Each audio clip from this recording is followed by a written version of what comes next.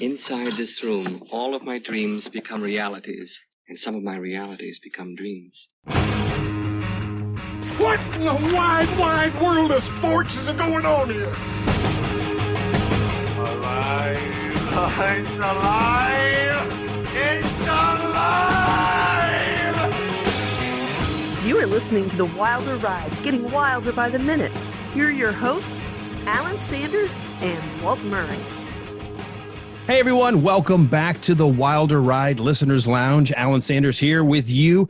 Normally we do movies by minutes, but this season, as you know, we've been focusing more on our guests and talking more about what they bring to our show. And it has been an interesting last week or so. So let's go ahead and bring in my partner in crime right away to the beginning of this episode. We've got Walt Murray. Walt, how's it going, man? Good, buddy. What's going on? Oh, not a whole lot. I'm kind of mad because the last episode we released, I totally forgot to talk about graduation. Oh yeah, right. That's right. Yeah, my kid finally is out. She's out of high school. She's got a degree and everything. And I got to tell you, I don't know how much leeway teachers have sometimes with grades, but with the whole, distance learning and remote learning and not actually doing anything, and because everybody doesn't pay attention to Zoom meetings anyway, somehow my daughter still managed to graduate honors with distinction. So I'm kind of proud. Hey, that's not bad. And as the vice president of her class, she had the last final speech of the evening where she says, basically the fond farewell to the class of 2020, and then charges the officers of the class of 2021 that now the school is yours. It was cool. So did she get into any of the weirdness of COVID and all that kind of stuff? Only a little bit. Her speech, which I thought was really, really good. I did share it on social media. She had this constant repeating of the phrase, "Who knew?" Like, this is the class of 2020 that grew up in the shadow, or at least in the constant reinforcement of 9/11. Like, they were too young to remember it, but all of them were born under the shadow of 9/11. So their whole lives they've been told, well, the world's different now. The world's different now. And then here they are, they make it all the way to their senior year. And it's like, well, guess what? Same thing applies. And she's like, well, who knew? Yeah, now it's different. But what she did, I thought was really, really good. She picked three really recognizable, one maybe not as much, but three recognizable historical people, and said all of them lived through adversity of some kind. Walt Disney living through the Depression and told, you have no talent. You'll never be involved. You'll never be, you lack creativity and talent. You're never going to amount to anything. And obviously he proved them wrong. Martin Luther King Jr. living through the strife of obviously the civil rights era and being known worldwide today by his name for bringing the civil rights movement forward. And even though he lived through adverse times. And then, talked about the woman who was part of the space program, part of NASA's early space program, and how she, was fundamental to getting us to the moon, even though she didn't have any rights herself at the time. And she basically turned it around and said, when you live through adversity, you learn who you really are and what you're capable of. And so we're probably the most capable class graduating for everything we've lived through. And we should never forget that adversity makes us better. And I thought it was a great speech. That's great. And that is a great lesson to learn early, because as any of us who've been adults for very long know, it's coming. You're going to go through adversity, some horrifying, some just difficult, some career-oriented, some life-oriented.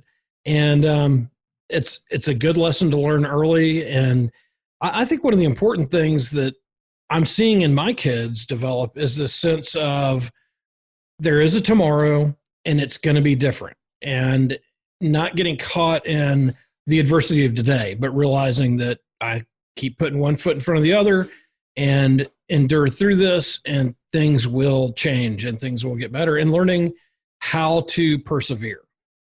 And one of the things I did with her, and it's ironic because it had come up not that long ago in a different podcast that I was on, we were talking about the line from the movie Rocky Balboa when he's talking to his son.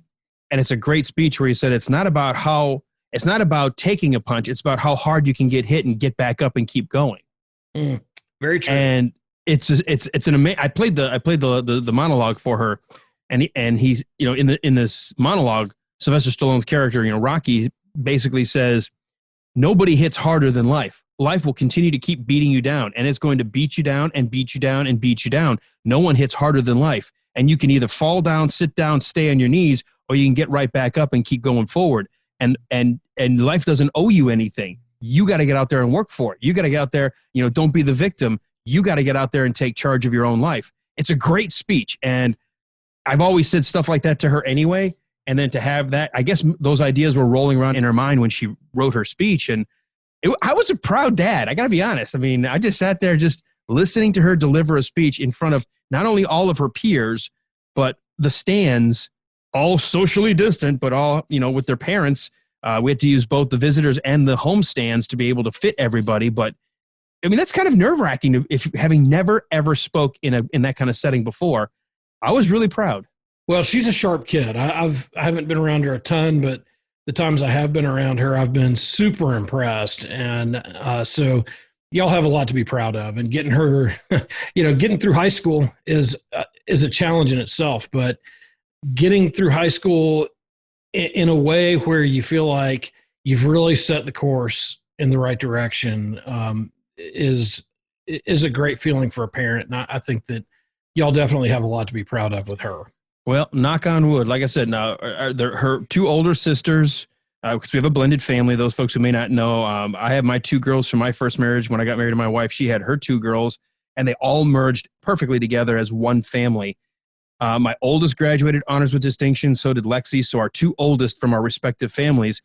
Then my third one, we were a little concerned, but she managed to buckle down. We had to get her a tutor for math. She graduated with honors with distinction, but we thought, there's no way Sophie's going to pull this off, not with as much as going on. And she's the youngest. She doesn't really take it as seriously as her older siblings, but she managed to pull it off. And I could not be happier as a dad because, they were involved in sports. They were involved in government. They were involved in like high school government or clubs. And they had a really well-rounded high school career. So I just hope that does serve them well. I mean, my oldest two have already graduated college. So I'm just hoping with my third one down, she's going to be a senior at Clemson. And my baby, Sophie, she's going to Kennesaw for a couple of years. She decided she didn't want to go to UGA right away. She saw how much debt her sisters were in. And she said, I could go a little closer and save that bill for at least the first couple of years. I'm like, who knows? Maybe you are the smart one. Yeah. Well, and hey, no shame in going to Kennesaw. Both of us are alums. So exactly. That's where I went. Yep, nothing. Wait a minute. Hold on. Wait. You went there. I went there. Maybe this is a mistake. Well, you might want to let her know about that. Yeah. Well, I just do the same thing that we all do. Well, it was a different time back then. It was a different time. I mean, we didn't have on-campus housing. Remember? Oh no, I remember. And we had no football team, and we never would have a football team. And, oh yeah, I heard that. We'll never have parking garages. We'll have because that's a waste of space and it's uneconomical and. Yeah, and I was actually actually the sports editor during the great Hooter Dome scandal of 1989. So yes, we were there during a great time. Yeah, we were there almost, I think, around the same time because I was a literary editor for the magazine Share Magazine for several semesters. So you were on the sports writing side, I was on the creative writing side, and here we are, all joined together at the hip. Yeah, there you go. Well, as frightening as it sounds, I was a sports editor, then I was managing editor. So I actually took on more responsibility for a change in my life. So, but I think there's nobody else. I think I must have missed the meeting, and they were like, "Oh, Walt's going to be the manager." Yeah, you learn very quickly. Don't ever skip those staff meetings. They always assign it. All right, who wants to be the managing editor? Well, Walt's not here. Okay, Walt's got it. That was pretty much it. So, but it was fun. So. Well, and for folks who are listening, Walt and I never did, as far as I know, cross paths in college. We didn't meet until, maybe 4 years ago? Yeah, 4 or 5 years ago. Yeah. So, well, let's see. The podcast is in its third season. So, yeah, probably about 4.5, 5 years ago. Wow. And we met only because BK needed a day off and didn't think I could handle the show by myself. And boy, was he right. Yeah, he goes, I'm going to bring Walt in, and the two of you can, that way you'll have somebody to bounce off of. I'm like, okay, who's Walt? Right, because there's no way that you could have just jabbered for 2 hours about movies and sci-fi and retro stuff. And, and I certainly couldn't have done it. No. Yeah. Yeah, neither one of us could have handled that on our own. No. But you know what? We can thank him for bringing us together because look what it's done. And our wives are mad at him still. Yes, they are. But, to pat ourselves on the back just a little bit, we did have some important recognition this week that was pretty exciting. You know what? I'm glad you brought that up because before I was going to use the talk about our wives as a segue to our guests coming up. We've got a husband-wife combination. There are podcasters themselves. But before we do that, you're right. Something pretty cool happened right at the end of July for the August edition of Podcast Magazine. Yeah, and it's exciting for two reasons for me. Number one, just the recognition is great. But most importantly, it is largely because of our fans, our listeners stepping up and letting the magazine know about us and what they think of our podcast. And we were named one of the Hot 50 podcasts to listen to by Podcast Magazine. So that was quite an honor and quite a surprise.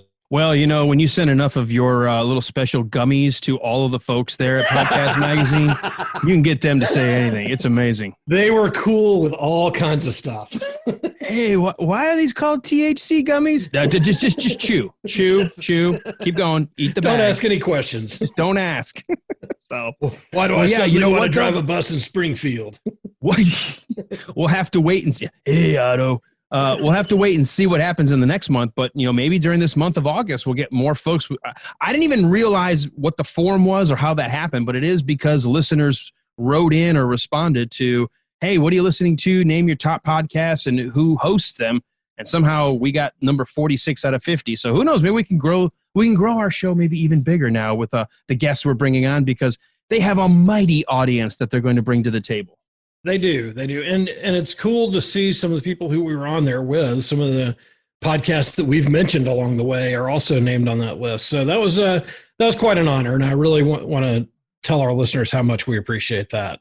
Cool. Well, let's go ahead and bring our guests on then. They've been sitting in the wings listening to us blather for the last 10 minutes, so we want to get the show underway. Let us go ahead and bring to the stage the husband and wife team that brings us the Blade Runner Minute in the podcast universe. We have got Pete and Sandra Marchese. Hey, guys, how are you? Hello, I'm good. How are you? Sandra. It's Sandra. Yes, Sandra. Thanks.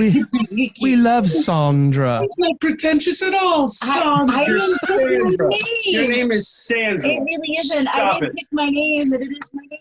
Hi, guys. Hey, well, let's do this. Let us very quickly introduce both you guys. We'll do it one at a time because that way we can get each one to kind of step up closer to the mic. We'll go with Sandra, ladies first. Sandra, tell me very quickly, how in the world did you get roped into the world of podcasting? So this is what happened. Peter's like, hey, we're going to do a podcast. And I'm like, okay, yeah, whatever. He goes, no, we're going to do a Blade Runner podcast. And it took about a year of him saying that. And I said, let's just do it already. And he's like, well, we're going to do this Blade Runner podcast. I was like, then tell me what to do and I will do it. So he just talked about it until I sat down just to shut him up. And that's how it happened. Peter was like, hey, we're going to do a podcast. I was like, yeah, great, let's do it. Okay, but I don't know how to do it. Okay, then figure it out. So really, although he came up with the harebrained idea, you were the driving force to getting it done. It's just because I only said, just, yeah, whatever, go do it. And I'll do whatever you want. Just shut up and do it. All right. Well, before we get to Pete, let's talk about. I'm trying to keep you on the mic as long as I can because I've listened to enough of your episodes, obviously the whole seasons and all your bonus material, that trying to give you the microphone for a while is hard with Pete in the room. I'm dying right now.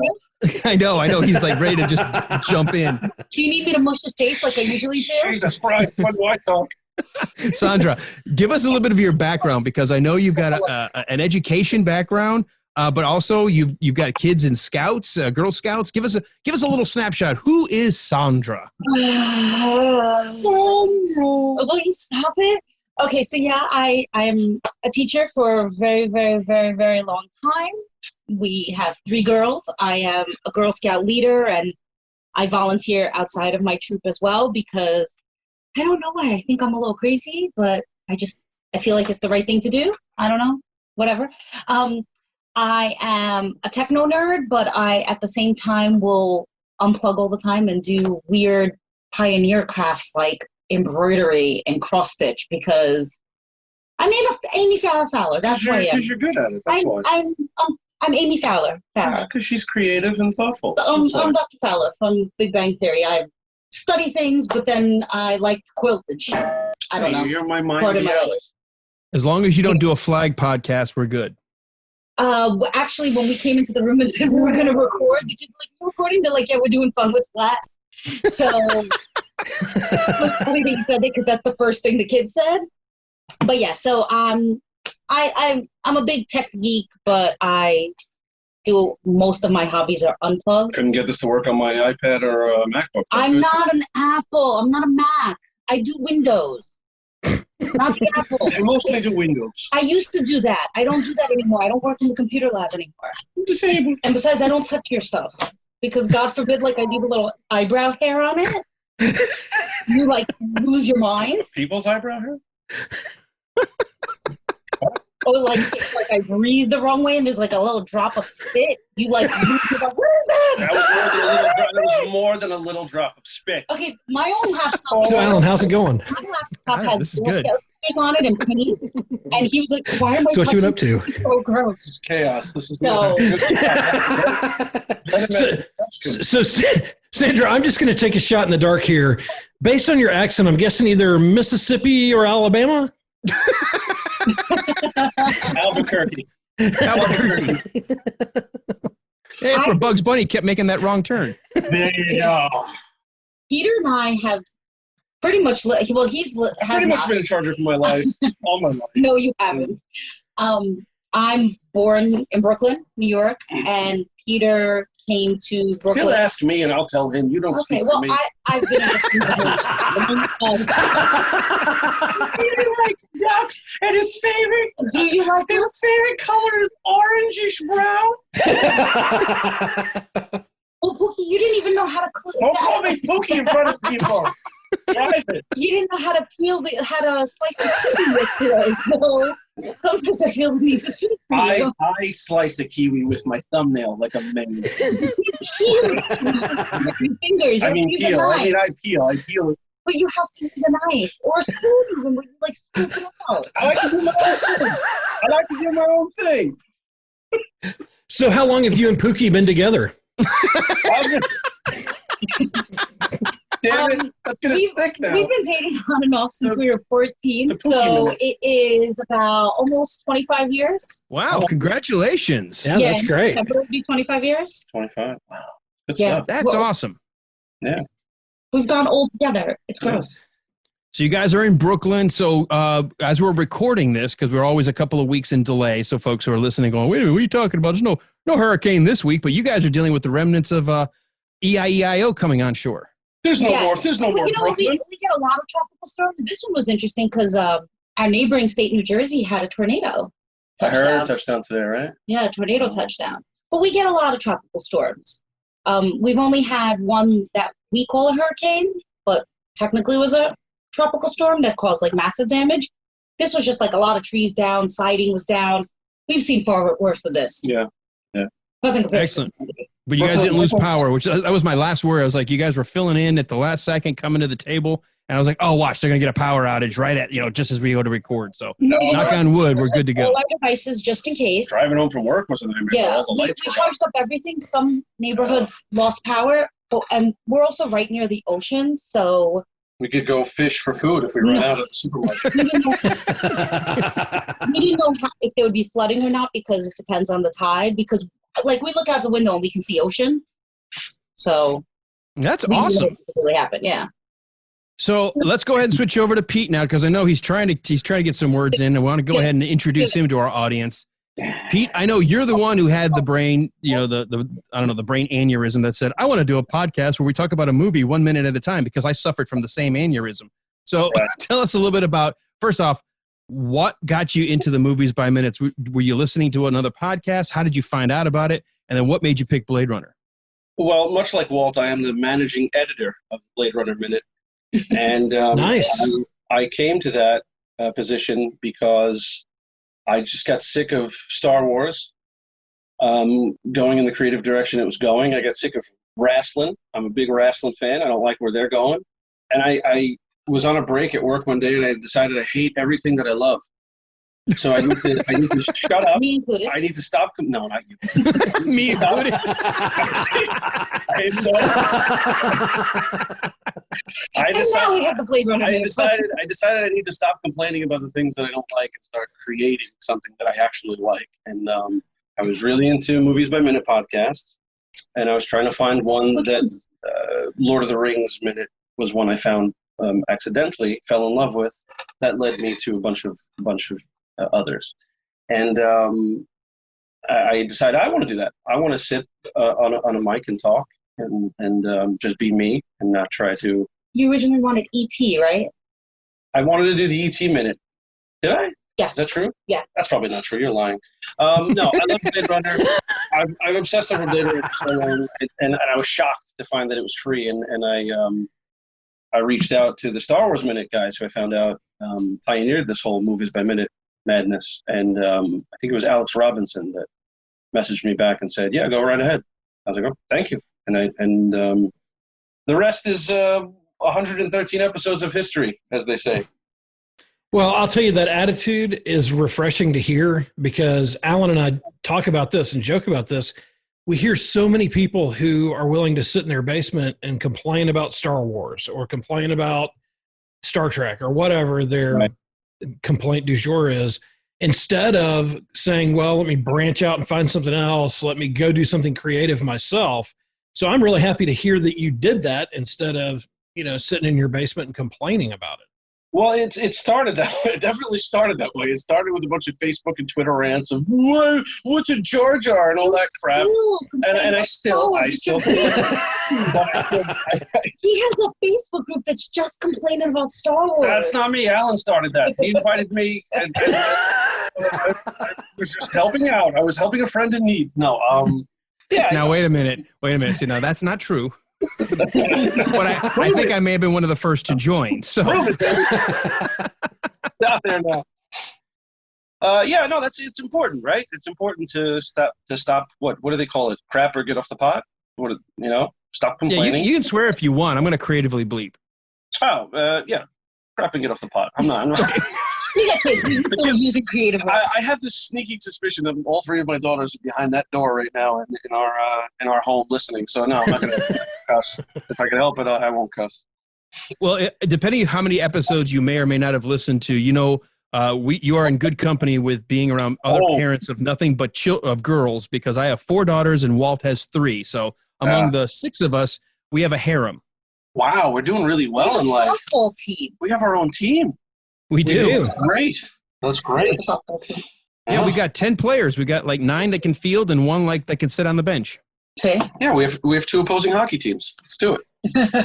Yeah, there we go. Oh, Walt would love that. Well, as we speak, I'm watching Toronto beat Columbus. So, yes, I would love it. I saw somebody with and I forgot it again. A Quebec Nordiques shirt the other day. No kidding. I see the N with the stick, and I'm like, what the hell are you wearing? I can't remember the name. I was like, what is that shirt? He said, it's Quebec Nordiques. I was like, I know, shut up. I was hoping it wasn't the Whalers or something weird that I would have forgotten. But yeah, that was fun. Yeah, I've got an Atlanta Flames hat I wear all the time. Nice. Even people in Atlanta are like, wait, that looks familiar. That looks old. Yeah. Yeah. That looks defunct. When they say that, they may be talking about Walt. Well, I know. It becomes a fine line there of them insulting me or complimenting my hat, one or the other. Yeah. Could be both. It could be both. It could be both. Yeah, I might as well assume it's both. It could be both. I'm not saying I agree. I'm just saying. Yeah. Thank you for the compliment. Now I have to beat you. Yes. All right. Well, let's circle back around to you guys at the beginning of your season, because your show evolved very, very rapidly. And I think it happens to everybody the first time they sit behind the mic. You feel like you don't know necessarily what you want to say, or you think you've said it and only 8 minutes have gone by or 10 minutes have gone by. 100% happened. So when you go back, wait. I want to hear this. Yeah. Have you gone back and said, why not just go ahead and redo like the first maybe 20 episodes and put a little more to it? Because they were so short. And then by the end, you were doing like hour-long monologues. Half of it having to do with Blade Runner, the other half having to do with like you guys yelling at each other, which was great. I can't even listen to the show anymore. I've tried a couple times. I cannot listen to our show at all. I can't. Something happens to my finger. Like I'm mimicking a shaking finger right now in the air. It's just like I can't push play. Like so, I don't know. So I've never actually really listened. I can tell they're horrible. That's why. Yeah, I've never really listened to any of them. But my instructions before we started, I was like, so what? Tell me what you want me to do. I was like, because the Star Wars people and the Lord of the Rings Minute people, I was like, they talk for a really long time. And you're like, I don't want to do any of that. I just want you to talk about what you saw. I was like, what? Just talk about what you saw. And that's it. So the first, I'm going to say 5 or 6 episodes was, Pete, I don't think this is going to work. I was like, I can't just talk about what I see. I was like, it's a black screen. I was like, can we please just talk? And eventually he's like, you know what? You're right. He goes, whatever. He goes, you talk a lot. He goes, just talk and it's fine. Yeah. And I'll just edit out any kind of BS that you say that I don't like. He goes, go with it, man. He goes, go with it. And then he would take a shot of whiskey and then he would just relax and let me do whatever I want. And I didn't edit anything out towards the end, about 20, 30 episodes in. You were just like, screw it. It was all my fault. The whole, it was, let me just say that. It was all my fault. We were 6 minutes into a conversation and we covered the minute. She was about to get into something interesting. I was like, nope, nobody's going to care. We covered the minute. That's it. Stop the recording. And it wasn't until later on, like she said, that I was like, you know what? Let's just see how people react if we actually just talk about dollar store burritos. And they got recalled. No. There was a whole big recall on frozen burritos. This country is getting worse and worse. and it starts with burritos. Hand sanitizer and burritos were all recalls. What are you going to do? We're in a lockdown still, people. It's on pause. It's like, we need burritos and hand sanitizer. What happened to my America? That's what I want. Here's the Peter let me loose. All right. Now you're interrupting him. I interrupt everybody. Okay. I'm from New York. I can't help it. I'm from New York. It's what we do. Now here's the thing, because you've got an Italian last name. I've heard you on your podcast talk about mozzarella, and you always are doing these things. So, is she talking with her hands as well? Like, do you have to get out of the way? I'm not Italian. Sandra is. Do you mind me saying? Do you really want to figure out to do that genealogy? She's Russian Jewish. Can I say Russian Jew? Is that offensive to you and your people, or can I? I guess. It doesn't bother me. I'm Irish. And as we know, nobody wants the Irish. So right, exactly. I waited 25 years to ask her if she's insulted when I call her a Russian Jew. That's the best part of it. Waited 25 years. And no, I'm the Italian. I'm my great grandparents came from Sicily and Naples. And when a man and a woman fall in love, the stork comes and brings them a little Sicilian, bald, bearded, chubby podcaster. That's how that works. That's great. That's awesome. All right, because here's the thing. What I was going to try to say before, Sandra just was like, had to get the last word in again with me, which is really crazy. It's the Russian. The coolest thing. I know. Dude, I live with it. You just have to record I thought the coolest thing about the style, because as a husband and wife team, I don't know, obviously I haven't listened to every one of the Movies by Minutes podcast, but you may be one of the only husband-wife teams, and so that brought that little extra something, because you had not only familiarity, but you weren't afraid to necessarily argue in front of one another and let the tape keep rolling. Those are 100% real, yeah. It was awesome. As a listener, I would laugh my ass off when you're sitting in the car and you're like, is that cop going to come pull us over? Is he going to write us a ticket? And you're like having this, you're real time telling me what's happening outside your window. Yeah. You're out there we have to be in the car because it's the only place we can get quiet because the kids are too loud and there's no air conditioning inside or something. We can no, you were doing no air conditioning in the car and you were roasting. And I felt like I lived through your episode with you. That's all season 2 is going to be, is us in the car with no AC because it disrupts the audio. So that's because we can't hear. We can't really they're angels right now. The girls, they're inside. Our daughters, the fact that they're not interrupting us is unfathomable to me. We bribe them with chocolate scones. Oh, there you go. I can't believe they're not coming in here, or you don't hear them doing a parade in the hallway or something. But yeah, we don't have the chance to record privately. So that'll happen again. We'll be in the car running from the law. All right. Well, let me ask this, because this is something that everyone that does this sort of format gets asked. when you got done with the movie, and you look at it 1 minute at a time, each episode is only 1 minute of the film. Mhm. Did you end up liking the movie more or liking it less after that kind of detail? Do you want to answer? You can First? answer for yourself first. I never thought I could love anything more than I love the first Star Wars movie. And Blade Runner always came a little close, came kind of close. It was up there with City Slickers 2 and Star Wars. But now, no, in all seriousness, but no, I love City Slickers too. But now, after the show, it's by far my favorite movie. By far. Wow. Okay. The details that I never would have noticed if I hadn't stopped it and paused it 100 times, either on my phone, in the van at work, or on the big screen at home, or on the laptop at home. It's, no matter the environment, the lighting, the mood I was in, or whatever, hungover, frustrated, nervous, cold, hot, whatever, tired. The movie, it speaks to me. It calls me. It calls to me, and I answer it with love. Okay. That's awesome. So you did like it more, because we've run into people like the Rocky Minute guys that were on a few weeks back. Jason specifically said he loved Rocky 2 until they broke it down 1 minute at a time. And I was like, it's stupid. It doesn't make any sense. I don't know why they did it this way. And so he's gone completely opposite now, diving in. So Sandra, what about you? First of all, I think at the very beginning of the season, had you even seen, like, really paid attention to the movie before taking on the project? So I'm going to give you a little fact here that Peter doesn't like people to know, is he had never, when we first moved in together, like, I don't know, 15, 16 years ago, 37 years ago, he had never seen Blade Runner, and I had. And I was like, okay, you totally have to watch this. I was like, it's very noir. I was like, you really have to pay attention to it. You can't, like, fiddle with your computer or, like, get up. You have to pay attention. That was the problem. I don't like noir. He didn't appreciate that at the time. And I had seen it first and was like, you have to watch this. So he had never at that time. And he was like, how do you watch this? He goes, it's so boring. And I'm like, you got to just pay attention to it. Well, I never said, how do you watch this? It's so boring. The first time, yes. And then I come home and every day he's watching. I was like, what are you doing? He goes, I'm trying to figure this all out. I was like, that's how they get you. Right, that happened. I was like, that's how it gets you. I would never have said that I'm a huge Blade Runner fan by any stretch of the imagination. I really appreciated the movie, but I would never have said I was a fan.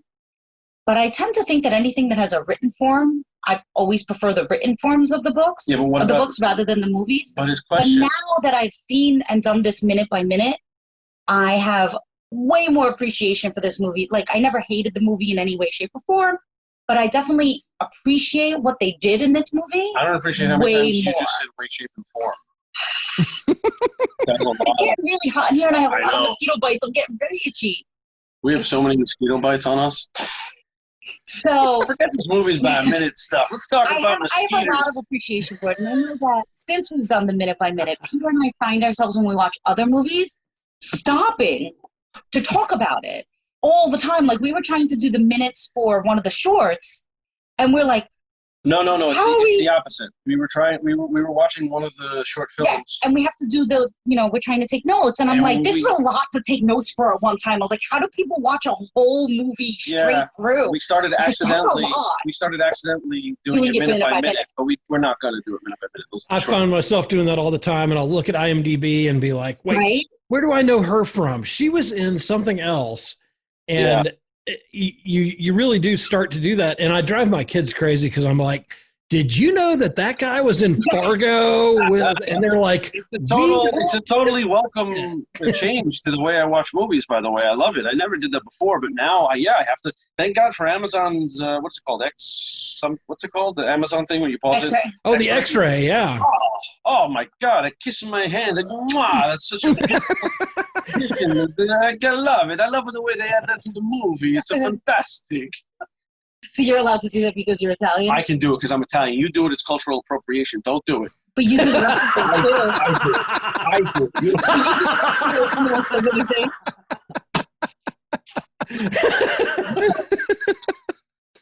Oh my gosh.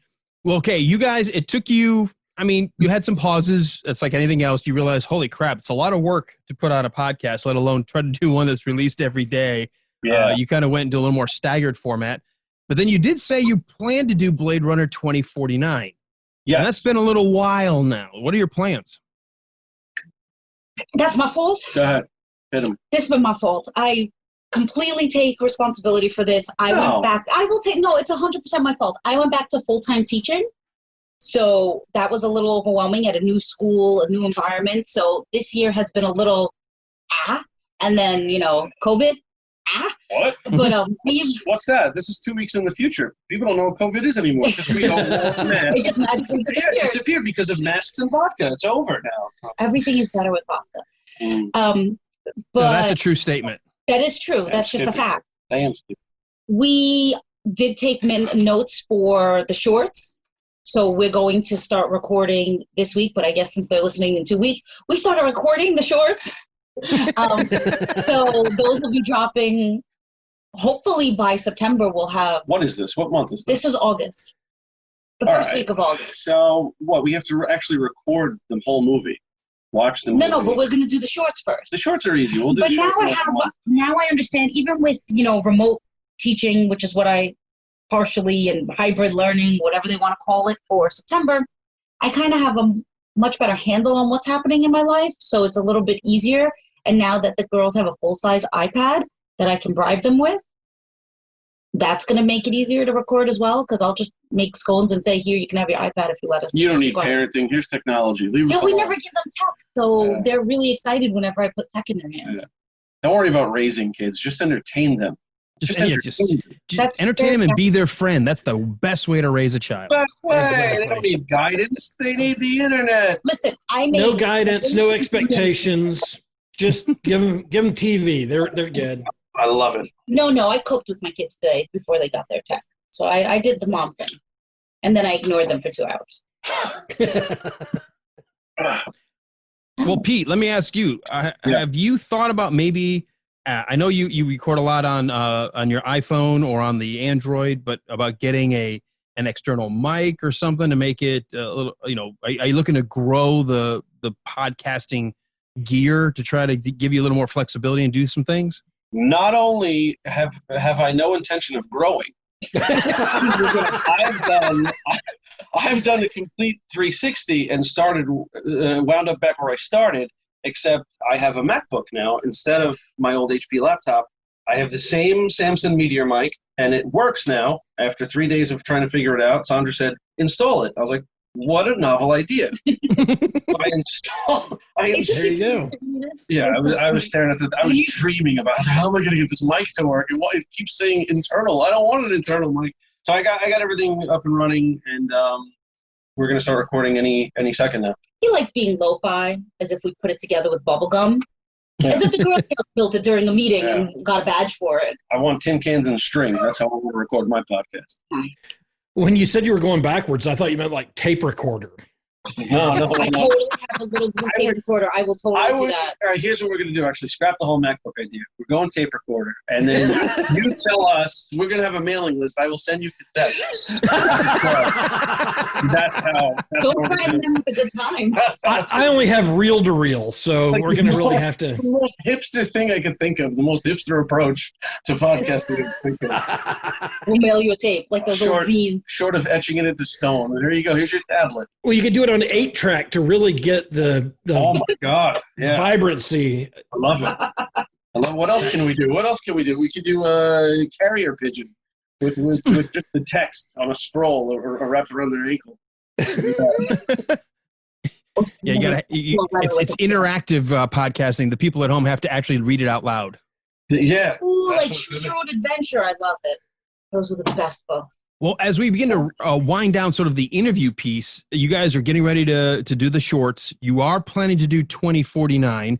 You have done some things, though, in between. You did have an episode about, what makes a robot and some other things like that. You want to chat about that for a second for the listener? The Mandalorian came on TV, and my whole life was changed. When I saw IG-88 in the form of IG-11, I don't care what his real name is. I'm going to keep calling him IG-88 because that's who he is. And I was inspired to do a show. That's all a lie, actually. We were talking about robots even before right? that. But when Mandalorian came out, you were like, "No, we have to do this episode," and I was like, "All right, whatever." Since we first started the podcast and got everything wrong, since we got replicants wrong from the get-go, what's a robot? What's a replicant? Because they're obviously two completely different things. And then we wanted to go back to that interesting concept of what is a robot. Yeah, we went back to that a lot during the episodes too, so we knew we had to do an episode on it. It was meta. It was meta? Yeah. Okay. And then we did the book report. And then the book report. But let him get the book report. You're not interviewing you. He's interviewing you. Yes, you said to talk about what we've done. I'm talking about what we did. No, Sandra's following the rules. She's right. A good interviewer asks a question and gets out of the way. And with these two, you better get the hell out the way. When we just talk, we say a lot of really crazy things that people think are interesting. I think we're doing that right. No, not interesting. The talking part was right. They think it's funny to laugh at us. So and then the book report was my idea because I wanted Sandra to just talk for like a half an hour. I figured she earned that because she does such a better job on the show than I do. Well, Peter got this idea for a new series that the Blade Runner Minute presents Sandra's Thoughts or something like that, where he just puts the mic on me all the time for the random things that I say and I ask about. To be fair, though, anybody could do that. Like if you guys were on the way to the supermarket with your wives or daughters or whoever, and you just ran a microphone in the car, how interesting would that episode be? Just talking about the lights and the traffic and the city and the whatever, the parking situation, that stuff is gold. But we never record, right? No, you're right. I mean, my youngest, I make a comment all the time to my wife. I don't ever have to worry about a conversation with her. All I have to do is say hi, and then she just talks for like the next 15 minutes straight. Exactly. It's awesome. And I learn everything. I just sit back and stay quiet and listen to her, and then she's like, how did you know about it? I'm like, well, because you told me. Right. So that's my latest idea is to just poke Sandra on the nose and press record and see what happens. Just make sure she knows you're recording. No. What would be the fun in that? No way. No, I sense problems if she's not aware. There's a disturbance in the marriage. I sense gold. I would be surprised if you have done this already or not. Like, Maybe it's possible. have. It's as if a million husbands suddenly cried out in terror. He's actually recording right now. So be careful. It's fine. I never say anything that even when I'm embarrassed, I'm not really embarrassed. I just don't. So like, whatever. I make a fool of myself. Whatever. It's fine. I just go with it. Never. She understands the format so much better than I did even before I had the idea for it. Of just don't try to impress anybody. Don't try to stick to an actual format. Don't be professional. Don't worry about the format. And she understands the format. No, I don't. I don't remember at all. No. This happens all the time. You got to catch my gold while it's flying in the air. You can't just wait for it to settle and pick it back up and shine it up. Well, I want to make sure we get a chance now to plug for the audience that's listening to you guys about your show. Where do people find you? And are you guys on social media? Where can the audience that's listening right now go to learn a little bit more about not only the Blade Runner Minute, but your Star Wars rant on Facebook and just to be able to follow you guys? So we're on Facebook. If you look for the Blade Runner Minute is on Facebook. There's a group, a private group called Happy Hour at the White Dragon Noodle Bar that you could join if you want to have private conversations about burritos and socks and things of that nature. And vodka, obviously. I tried Twitter for a little while. It wasn't for me. I think it's for the younger folk. I'm not into Twitter. Once I ventured out of my own page, He doesn't like it's change. just terrible. People with their opinions. Who needs it? That's your opinion. He said to the group of podcasters who only talk about their opinions. Obviously, it's not mine. I don't know anything else. No, we're not on anything else. Oh, WordPress. Our site, the Blade Runner Oh, right, Minute. we have a website, the BladeRunnerMinute.com, or just Blade Runner Minute. Try both. Try thebladerunnerminute.com or just Blade He's Runner not Minute. very good at this. I'm not. There's a thing out there. It's called Blade Runner Minute. It's two You can Google it. annoying Brooklyn people arguing about a movie that they clearly don't understand until about 40 episodes in. So Google it, look for it, enjoy it. I had a blast being part of the audience during all of that as it rolled out. Loved everyone. Tried to participate back and forth with you guys as much as I could. and I have really, really enjoyed hearing the two of you and getting to know you through your show, whether you knew it or not, vicariously. I was like, God, I feel like I know these folks, like they're friends now. So I think it's an awesome, awesome thing. That's touching, man. In all honesty, thanks a lot. I feel the same way, though, for the people who participate in the happy hour group. I feel like I know them, you know, you and quite a few others that, like, when they're not on Facebook for a little while, I start worrying about what happened to them. Like, are they okay? Like, did something happen? Did anyone get sick? Like, there's probably a core of like 10 of our fans that I feel like I personally know, even though I've never met. Yes, 100%. There's a good 10 of them. 100%. That if they ask me for like a favor right now, I'm like, what do you need? Paul, Davis, Brian. Well, we already know from previous episodes, the next time I come up there, Pete's buying me a pizza, and I'm bringing the whiskey, I think, is what we agreed to. 100%. That's yeah.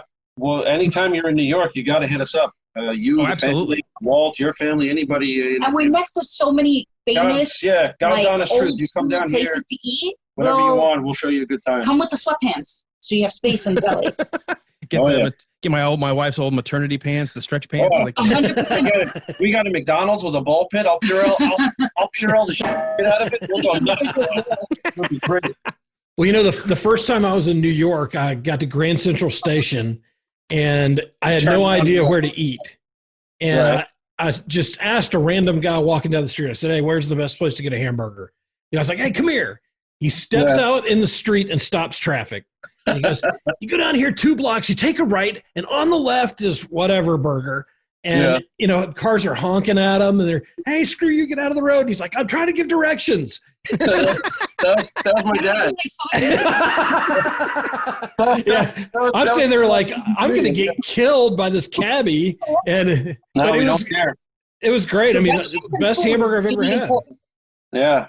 Food in New York is really important. Like, everyone will fight for what's their favorite taco place or what's their favorite pizza place. Absolutely. What's their favorite anything place in New York. Like, people are really like, what's the best pizza? No, Totono's is the best. No, Grimaldi's is the best. No, screw you, Zafar. No, L&B. And like, those fights get vicious. Like, those are things. And we happen to live right next to all 4 of them. So we don't really have to decide. Oh, cool. We can go on a pizza tour. Yes, we can. 100%. Yeah. They're all I love it. 20 minutes. Within like a 5-block radius. Yeah, we can go on the best New York pizza tour. Yeah. That is awesome. Well, Pete, Sandra, I told you before when we were in the chatting before we started recording that we do a couple of additional segments. You guys want to hang out and be part of the free-for-all, talking some news and what we're watching, what we're listening to, and what we're maybe reading? Absolutely. Yeah. We'll hang back. Cool. Walt, let's go ahead and kick into our odd news segment, thing where we like to just find a couple of stories that we get to make fun of the people who are actually in the stories. You usually get the lead, so what do you got? Well, you know, a couple of weeks ago, I took a little turn and gave us an obituary. Well, we're going back to the obituary section again because this one's too good to pass up. The headline is, "A Lackawanna woman dies as she lived, hating Tom Brady." Carol Scarcelletta of Lackawanna, New York, entered into rest on July 19th, 2020. Goes through the list of relatives, and it says 5 things about Carol. 1, she loved to read. Her favorite author was Stephen King. She had a private library of hundreds of books. 2, she loved to smoke. She smoked millions of cigarettes. It says this in her obituary. This is in her obituary. Right. 3, she loved slot machines and Facebook games. She never won millions, but she had the biggest farm in all of Farmville and made it to the millionth level of Candy Crush. Damn, Skippy. Oh, my God. 4, she was an avid sports fan. She loved the New York Yankees and LeBron James, and this is underlined, she hated Tom Brady. Wow. Number 5, when her children were growing up, she was involved with their school PTA, coached their sports teams, and volunteered through Lackawanna Little League. She was a mother, father, coach, mentor, and friend. Private funeral services were held for Carol's immediate family. So it sounds like she was a character, not like the other guy who was an avid alcoholic and jackass. And I think a lot of people can relate to her hatred of Tom Brady. Was the other guy me? What was it?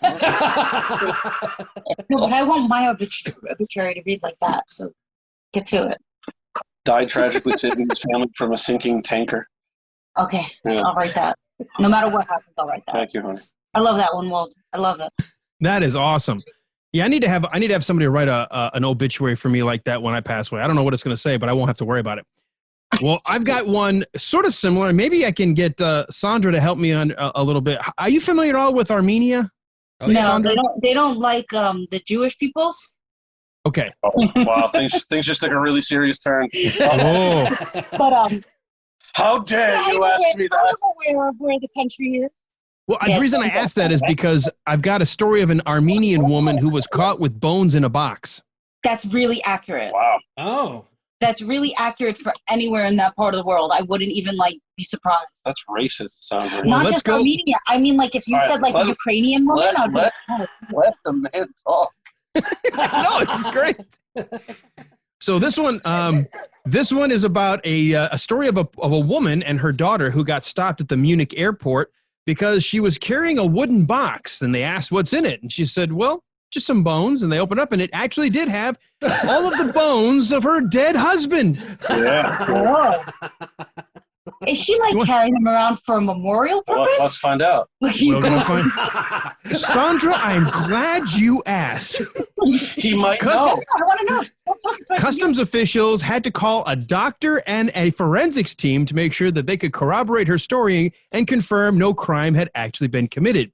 According to the news, after questioning the woman and her 52-year-old daughter, police learned that the pair were on their way back from Greece to their native home in Kiev. The mother said that her husband had actually died back in 2008 and had been buried in Thessaloniki in Greece. Thessalonica. Thessalonica, okay. Had to be buried in Thessalonica in Greece. And she said her daughter and her just decided, he should have his final resting place back in Armenia. So they just went back onto a trip to Greece, dug up the husband and put him in a box, and they're taking him back home. Wow. So following the short investigation, the two women were allowed to continue on the journey with their box of human remains. Whoa. That's awesome. And you Isn't said that crazy? Armenia? I thought you said Kiev in there. Yeah, apparently she said she's an Armenian woman, but they're going to Kiev. In Russia? Yep. Wow. Wow. That's why I thought you would have a tie-in and help me out with this. Maybe is this a family thing? Someone dies, you bury him in the first hole you find, and then 10 years later decide, nah, we don't like that hole. Hit him with the witchcraft, Sandra. Hold up there a second. Hit him with the witchcraft. I just want to tell you this week, so I can answer this stuff. Ready? So Jewish people, we have to bury the people as quickly as possible after they die, right? But we're not allowed to disinter, forever. You're not allowed to move that. They're there and they just stay there. But I guess there are people who would want bones to be somewhere else. They want them to be in their home country, in their motherland. Yeah, my family's not tied to their motherland like that in any way. My parents were very proud to come to America. They're like, we're Americans now. Yay. So, Yay! I that's remember when really people used to do They that. went out and got hot dogs and Captain Crunch. They were really excited to. You're an American woman now. Mine went straight to prison. Oh. Horrible. Holy crap. This is All right, the Walt. weird story, Armenians. I don't even like Armenians. carrying my laptop in the airport. I would like to check this box of bones, please. Yes, seriously. Do they you just- think What I love is doesn't she didn't even have it as, she had it as obviously carry-on or something because she was carrying the box. It wasn't Well, did she explain who dug them up at least? no, not in the story. I shall Google this myself. Just a box of bones. You have to go, you don't read How the big is newspaper. that box, by the way? I know once you get I guess when you break the skeleton into pieces, you can kind of fit them all, stack them. But Yeah, you can get most of them into a one by one. really? Long enough for a femur, right? It has to be that. That's how long it has to be, unless they broke the femur into pieces. What have you Oh, been yeah, well- thinking about this? Or he could be That's really about right. short. How do you know, Sandra? If you pack it right. The body. What? Why are you looking at me like I'm crazy? I'm If not. you put the trying to femur do it. diagonally, it doesn't have to be quite as long. Look, Okay. she's from Brooklyn. She knows about disposing of bodies. Peter's family taught me everything I know about we don't- disposing of the There's body. no such thing as the mafia. We don't talk about that. Yeah, right. Of course. My dad's in sanitation. Waste management. Waste management, okay? Stop moving so fast. I'm trying to read. Jesus. Yeah, we're googling the article. Okay, All right, well, you have fun with that. Walt? You may want to check this one out while you're there. WGFL in Florida, Lake City, Florida, tells us that a man from Jacksonville, Florida, is in jail after police say he broke into a home while completely naked. Florida man. That's Florida man. My favorite stories. It is Florida man. Yeah, he's a winner. He's got a great picture here. Originally, Mr. Hudson was crawling in through a window when one of the occupants of the house saw him and began to fight him before realizing that he was completely naked. The second occupant began to fight him while the first ran to a nearby house. According to police, during the altercation, the homeowner stabbed Mr. Hudson in the neck with a knife and then fled the home. Hudson chased the two with a chair to the second home where they called police. Outside of the first home, investigators located clothing and a wallet belonging to Mr. Hudson. Baker County deputies located Mr. Hudson, who had a cut on his neck consistent with being stabbed, and placed him under arrest. Hudson is charged with burglary, battery, and attempted burglary to a dwelling, causing over $1,000 worth of damage. But not public nudity? Not public nudity, and they never explained why he was naked. It makes total sense that he's naked. Took all his clothes off outside and broke in the house. Evidence. Yeah. Well, he didn't want to leave anything behind. Yeah, no trace fibers. Right. See? Right. Just leave DNA everywhere. And maybe he oiled himself up so it's slippery, so if anyone tries to touch him, they can't grab onto it. Like the Greek wrestlers and stuff. Like the grapplers of old. Yeah, right? Maybe he need to oil himself up to get through the window. Makes perfect sense. Like honest Abe Lincoln, the first NWA champion. You can't get it. Oh, would that freak you out, though? Not only somebody breaking into your house, but somebody who was completely butt-ass naked? Yeah. I would not want to fight him. I think I would kind of be backing off at that point. I would think my mind wouldn't, like, I couldn't accept what I'm seeing. I would think something's going wrong. I'd be like, honey, I think I'm having a stroke. I don't know. I'm seeing something. I think he would have been more scared when someone takes out a knife if he's naked. Yeah, there's so many more things that could because get there's so much more. Yeah, like there's much more vulnerable. That's not fully exposed. I'm so glad you mentioned that, because even though my first story was short, I've got a longer one here. And it starts off like this: the miracles of modern medicine. What would we do without them? I mean, we've now changed our ripe old age of 30 into, which would have been 1,000 years ago, old age, into something that now we can go, well beyond that. We've eradicated diseases. We can repair limbs. We have even been able to take mangled limbs and repair them, even when they were beyond recognition. Well, with modern science, guess what? We can even grow a penis on an arm. About time. Everyone needs one. Everyone's going to get one. Damn boring arms needed penises. Not making this up. Doctors have managed to grow a replacement penis for a British man who lost his little buddy due to a blood infection, and it's currently attached to his arm. Now, here's the science behind this. The owner of Jimmy, and yes, that's its nickname, is 45-year-old mechanic Malcolm McDonald from Thetford. He said due to some delays in medical procedures, he's had to live with the thing on his arm for the last 4 years. Oh, my gosh. Now, you're asking, why are you growing a penis on your arm, and why has it been there for 4 years? Is that what you're asking? Yes.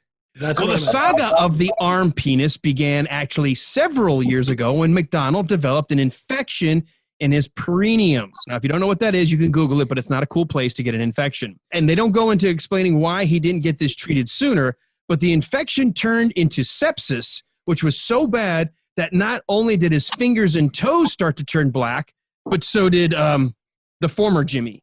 He said, when I saw my penis going black, I was beside myself. I was like, this is a horror film. I was in complete panic. What am I going to do? Well, one day in 2014, as I was trying to go to the bathroom, all of a sudden I hear splat. I look down and it had fallen off. No. Why don't boys ever go to the doctor? Oh my God. Because I had been through the devastation of knowing I was going to eventually lose it, I simply picked it up and put it in the trash bin. Doctors didn't have any good news for him at the time. They said the best they could do was roll the remaining stump up like a little sausage roll. Well, this did not do well for him. He began to doubt his manhood. He fell into alcoholism. He became what he said to himself is a shadow of a man. My life fell apart because I no longer had any self-confidence. But wait, the story's not over. A glimmer of hope. One day, McDonald heard of someone that might be able to help him. Apparently, there is a professor, David Ralph, from the London University College Hospital, who happens to be nicknamed the Penis Master. He's not the only one. Well, here's why. He is an expert in reconstructive genital surgery. In fact, he's even famous for grafting a bionic penis onto a man who had actually been born without one. So that offered him a glimmer of hope. So he met with him, and after a conversation back and forth, it was decided that they would actually go forward and help him grow a new penis. And check this out, hey, for you folks living in the UK. The health system there decided because it wasn't for a transgender reason, but because it was for a medical condition that truly warranted it, the UK's National Health Service is going to pay the $65,000 bill.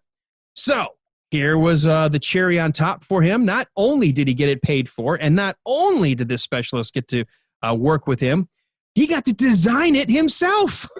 He was able to say, since I'm going to grow this on my arm, can I go ahead and tell you how I want it? And they Millennium said, Falcon. absolutely. Millennium Falcon. Millennium Falcon.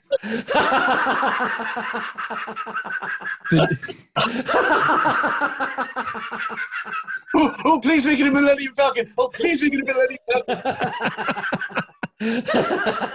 Falcon.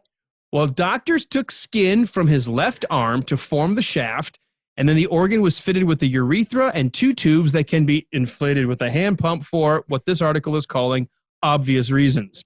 The operation was a success, and he woke up with a penis that was going to slowly start growing on his arm. You needed blood flow to keep it alive, right? Sure. Doctors told him it would take about 2 years before they could transplant it, and he had to just leave it there while it grew. Oh, by the way, he did say that it was going to be about 2 inches longer than it had been before. Well, here's the issue. For him, the problem was scheduling issues. The operation had to be postponed, then it had to be postponed again. Then it was going to happen in December of 2019, but then there was a shortage in the NHS, which pushed it into April, which, of course, is when the pandemic hit. So he's still waiting to have it actually transplanted from his arm to where it belongs. He said, quote, "The delays have been hard to deal with. I can't lie. Having a penis on your arm for the last 4 years is sort of a strange thing to live with." He said, "I can't run because it waggles about. I can't go swimming, and I can't even wear short sleeves." For now, he's just finally happy. Oh my gosh. The operation is scheduled for later this year once the pandemic is under control.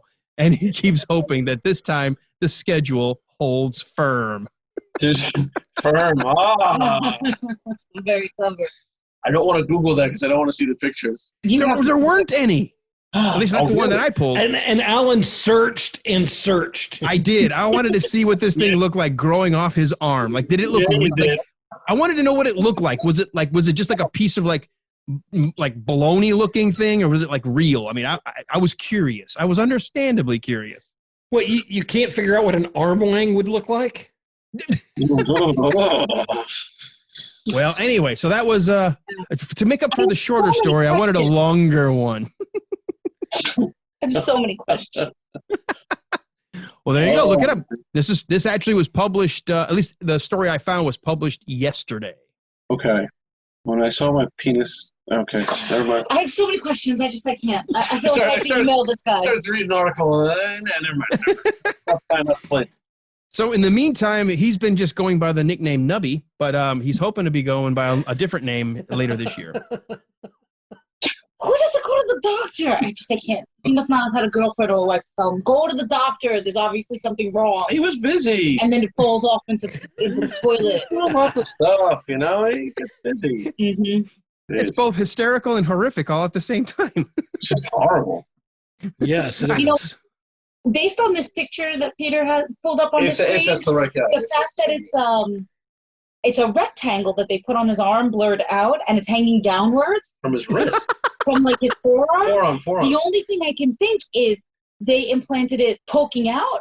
And I envisioned it like the ear on the mouse, where it was like flat on the skin. Oh, what good would that do? Well, because I figured they're just putting it there to keep the blood flow and to stretch the skin a little so they'll have extra skin. But no, this thing is like dangling off his arm. No, it is. It's actually dangling off. It looks like he's got a penis out of his forearm. Yeah. Exactly. So you said they kept rescheduling. What could get in the way of that surgery? You know what? Okay, first of all, let's remember this is England where it is all socialized medicine. So obviously he was at their disposal, not the reverse. And because there was a shortage in December of 2019, there was a shortage of doctors that they had to push back his what they considered elective surgery in favor of those that were more life-threatening. My God. He has an arm wang. Nothing is more important than that. And then it says he missed several appointments. Everybody. Can you imagine, though, this guy winning every, like, bar bet everywhere, like getting free drinks just by saying, I bet I can prove I got a penis on my arm. All right, whatever. Like, okay, I can prove it, but you got like, who was the weirdest story? Yeah. Like, I win. Always. It's crazy. Crazy. Oh, it's such a weird place. That's our news segment, so that moves us on as we move to the very end segment of the show. Because if I let Sandra just keep going, she's gonna be like for 3 hours. Like, but why? And what happened? I have so many Yes, questions. Exactly. Yes. Why so long? I have to email him. You have the advantage of being able to edit her. I do not. Yes. Well, I'm gonna cut her off. So we like to go to this next segment because it is entertainment. And let's face it, right now, a lot of us love watching things, streaming things, binging. We like to listen. We like to read. We like music. Let's all go around the horn. I'm going to start with Walt, and then we'll hit our guests and back around to me. Let's start off with what you're watching, either movies or streaming or both. Walt? All right. Well, Pete's already told us that the mob doesn't exist. So this work of fiction called Fear City, which is a really good documentary on Netflix about the New York mob. I started watching that yesterday. I'm 2 or 3 episodes in. It is excellent. Great documentary. So check that out if you're into documentaries, into the mob or whatever. Also this week, I knocked out season 3 of Norseman. If you have not watched Norseman, don't watch it with the kids around, but it is, it's great, really funny. There's some adult humor, but it's a great show too, also on Netflix. And then I finally finished Voyager, and the last season was better than I expected it to be. So if you're have an inkling and are a Star Trek fan, check out Star Trek Voyager. It's definitely worth the watch, and a lot of great characters, pretty well written. So enjoy that. And that's on Netflix, right? That is also on Netflix. Yeah, I've been spending a lot of time on Netflix. All right, we had some noise coming in on the phone. Maybe it's gotten cleared up. We'll go to Sandra first. What are you binging, watching? What do you recommend?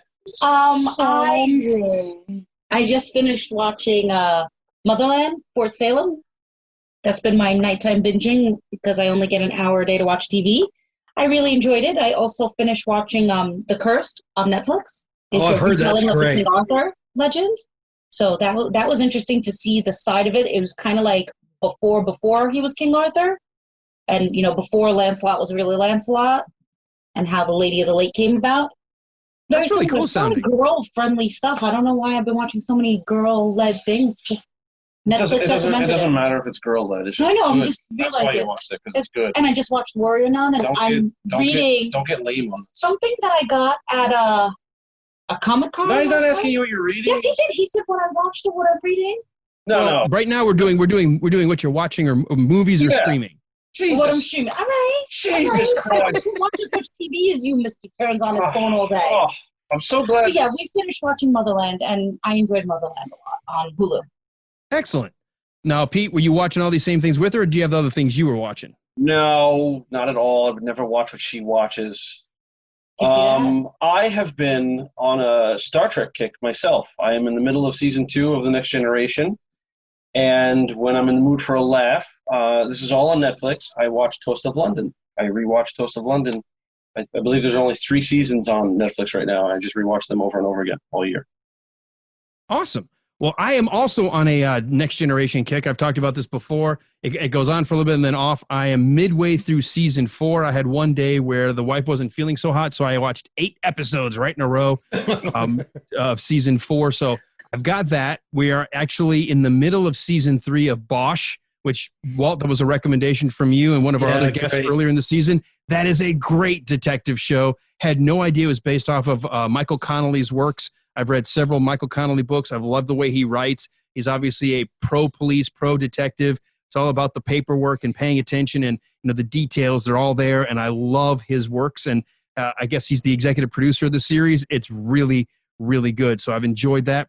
And I watched The Foreigner, a Netflix movie with Jackie Chan and Pierce Brosnan. And it had come out in the movie theater a couple of years ago. It basically is it's set in the UK, where a bomb goes off, kills Jackie Chan's only surviving family member, which is his daughter. And he decides he needs to find out what's going on. It's blamed on the IRA. The faction of the IRA is going to come up again.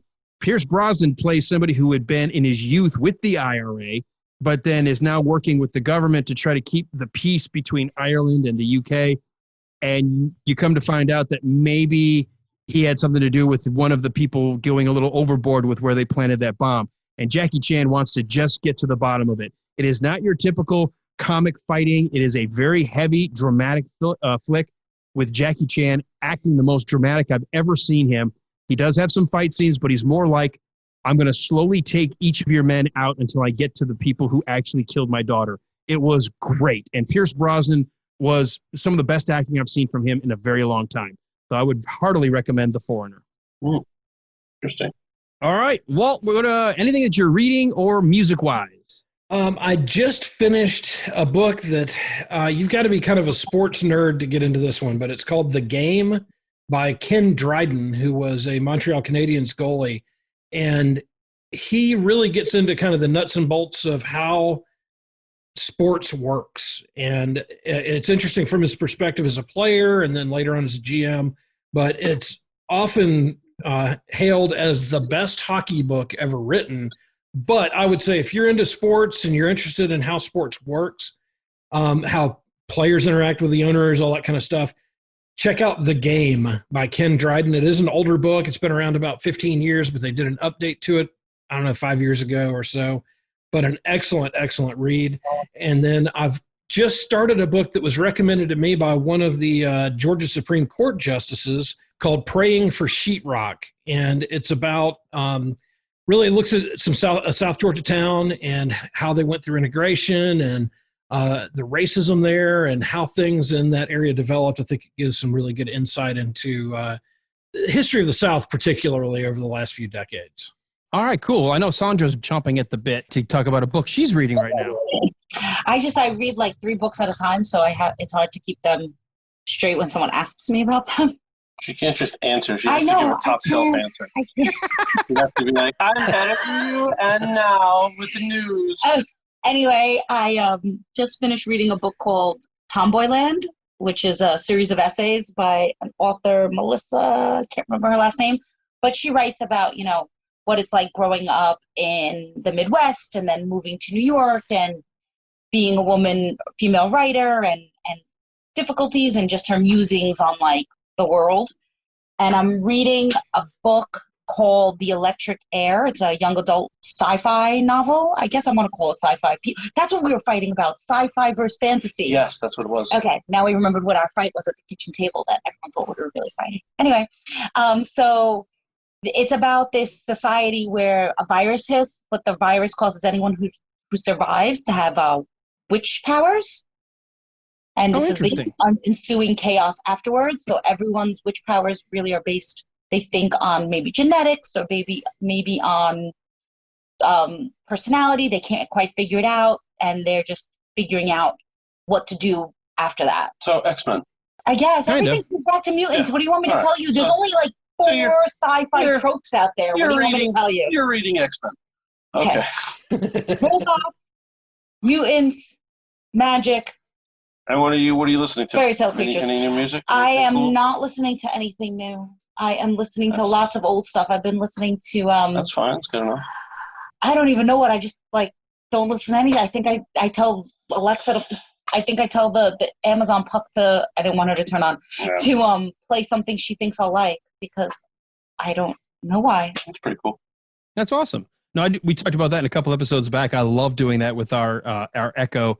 I'll pick a genre, a year, or a disc. I'll say play the album of or play the best hits of, and it's just great to have playing in the background when you're making dinner and you're unwinding for the day. So I think it's one of the coolest innovations. I don't care if they're listening because they're not going to pick up on anything worthwhile anyway. So let them listen. There you go. I love it. Pete, you reading anything right now? I am reading All Those Moments by Rutger Hauer with Patrick Quinlan. It's the childhood and young adulthood and adulthood of legendary late actor Rutger Hauer, who starred in Blade Runner as Roy. What an amazing, amazing actor, and one of the finest performances ever in that movie, Blade Runner. Trust me. I'm with you on that. Yeah, and I'm only halfway done, but the book, All Those Moments, is it's fantastic so far. Fantastic. All right. Listen to anything? Oh, and music, I listen to the Pixies all the time. Pixies. The Pixies, and okay. And this little local Brooklyn band called Monster over there. I am not in the midst of any books right now. I can tell you just there's so much going on in the news, my job in radio. I'm always, which I hate. I love and I hate it. It's a love-hate relationship. I'm always on social media. I'm always reading news. I'm reading news from so many sources that by the end of the day, I don't want to read anything anymore, which is kind of sad because I should be reading more fiction or maybe just bigger works that have me thinking outside of news, but that's just what it is right now. But thanks to Walt and our guest from a couple weeks back, I have been listening to Old Sea Brigade and really enjoying Ben's music. He was on our show a couple weeks back, and just some great lyric work and great songwriting. And I would heartily recommend for anybody out there, if you've never heard of Old Sea Brigade, I think you'll dig it. It's really, really good, well-written music. It's very contemporary, but it's not going to be the auto-tune crap you hear. It's going to be really well, singer-songwriter stuff. And Walt, thank you for bringing him on the show, because that has opened up a new musician for me to listen to. Yeah, and that episode just dropped the day we were recording, and so I got to listen to that this morning again and was listening to some of his music, and he is a really talented guy. So definitely check him out. All right, we're going to wrap up with podcasts. What are you listening to, or what do you recommend, or just shout-outs? Well, obviously, the Blade Runner Minute goes without saying, so we want everyone to subscribe. If you've not heard any of the episodes, you can binge like the first 40 episodes in like an afternoon, and then after that, they get a little longer. But it's great, so check that out. But Walt, what do you got podcast-wise? Well, I stumbled across one today that's kind of interesting.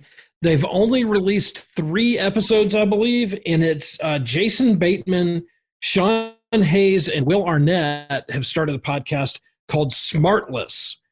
And what they do is the 3 of them are kind of co-hosts together, and each week one of them brings on a guest, and they don't tell the other hosts who that guest is going to be. So those guests kind of get caught cold. So it looks like a lot of them are going to be people that they have worked with for a long time or have known for a long time. But it's real interesting. One of the people that's on, as you know, I'm kind of an idiot sometimes. And there's this actor who I've always been like, oh, I need to figure out who that guy is. Like I hear the name and I'm like, I don't know who that is. Let me figure that out. I always forget to look. But Dax Shepard is on their first episode. And I remember him. Yeah, I'm like, hey, who is that guy? I finally looked him up. I'm like, oh, yeah, that guy. All right, gotcha. From Zathura. Yeah. And it's a really good podcast. I mean, obviously the 4 of them, you have it is a lot of poking fun at each other and having a good time, but you also get into a lot of the creative mind and how they work together. And it really, so far, just hearing that episode is really good. I'm looking forward to the next 2 or 3 episodes from them. But again, that's called Smartless.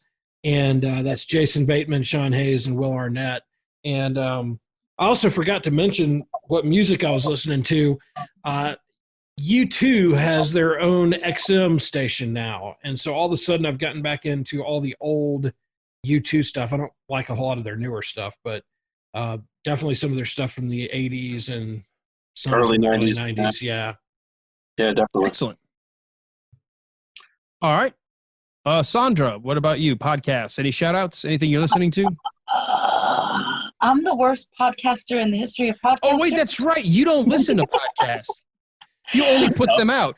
Oh, everyone has to listen to you, but you don't deign listen to anybody else. It is? I suck. And I said, Well, Pete, sounds like you've got quite an evening ahead of you. Yes, thank you. I was hoping someone would notice that. I think it's my turn, right? Yep. Okay. I've been listening to. I haven't been podcasting as hard as I have in the past, but recently I've been listening to some older Art of Manliness podcast. Oh yeah. Yeah, I really enjoy his guests. They talk about minimalism or how to build your own board game with your son, and just little quaint things that I find helpful in today's big idea world. It's nice to whittle something down to a little nice afternoon's worth of fun. It's good. Yeah, Good. like whittling. I think they talked about whittling one time when I was listening. Exactly. You got that one. Good. that podcast Yes. sounds like something I would listen to. You would actually love it. Yeah. The title is off-putting to idiots, but if you give it a chance, and it's not. No, Yeah, it's really just like how to have a simple life. Oh, I suggested it to somebody once, and a friend of mine and his girlfriend was like, "Manliness? What is that?" I was like, "Just shut up, turn around, walk away. It's just, you're not gonna get it. Even if I explain it, you're not gonna get it." I don't expose myself to toxic masculinity. Yeah. Yep. There you go. I was like, "Yeah, no, don't even give anything a chance. Just judge it right away." Just immediately you formed your conclusion. You already know, so move along. Nothing to see. Yeah, I do not enjoy people like that, by the way. Neither do we. Yeah, so I was late to the game for that one, but I've been really enjoying it the past few months. Cool. Music-wise for me, because I'm part of another podcast team called 60 Minutes With, and Chris Jellyman, who's over there in the UK, he and I discovered we both had such a fascination of Metallica that we started doing what's going to end up being a mini series. We did an initial show.